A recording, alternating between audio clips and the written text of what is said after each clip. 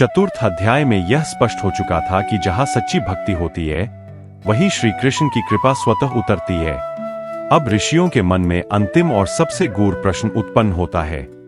यदि कृपा उतर चुकी हो, यदि भक्त का हृदय शुद्ध हो गया हो, तो फिर उस भक्त की अवस्था कैसी होती है?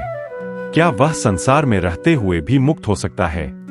क्या वह कर्म करता है या कर्म से ऊपर उठ जाता है?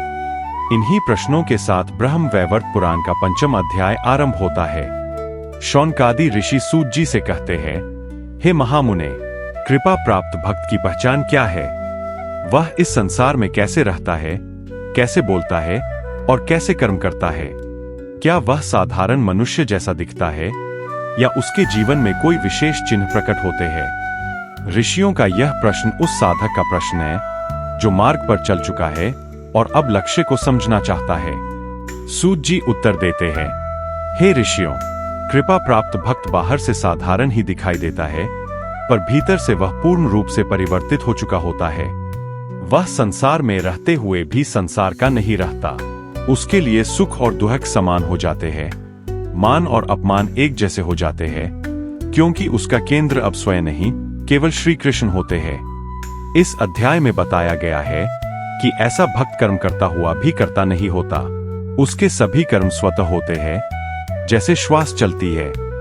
वह फल की इच्छा से मुक्त हो जाता है, क्योंकि उसे यह बोध हो जाता है कि करने वाला वही नहीं है। जहां कर्तापन समाप्त होता है वही बंधन भी समाप्त हो जाता है। सूत जी कहते हैं, कृपा प्राप्त भक्त का सबसे बड़ा लक्षण यह है कि उसके हृदय में किसी के प्रति द्वेष नहीं रहता। वह न किसी से प्रतिस्पर्धा करता है न किसी से ईर्ष्या, क्योंकि जिसने श्री कृष्ण को पा लिया उसके लिए खोने को कुछ नहीं बचता। वह सब में अपने आराध्य को देखने लगता है।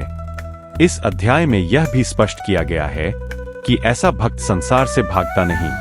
वह परिवार, समाज और कर्तव्यों के बीच रहते हुए भी भीतर से पूर्ण स्वतंत्र होता है।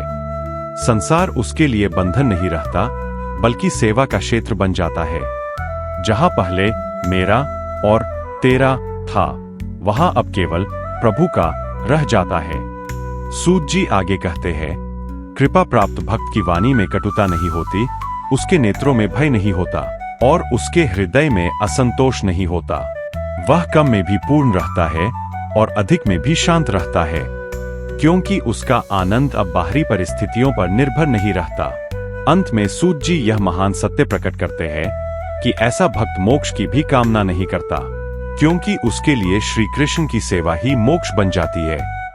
यही कारण है कि ब्रह्म वैवर्त पुराण में कहा गया है, भक्ति का अंतिम फल मुक्ति नहीं बल्कि निरंतर प्रेम है। इसी के साथ ब्रह्मा खंड के 5वें अध्याय का समापन होता है। यह अध्याय हमें यह सिखाता है कि कृपा के बाद जीवन समाप्त नहीं होता, बल्कि वास्तविक जीवन वहीं से प्रारंभ होता है जहां हर श्वास श्री कृष्ण की स्मृति बन जाती है। कृपा के बाद भक्त मुक्त होता है, पर संसार से नहीं, अहंकार से।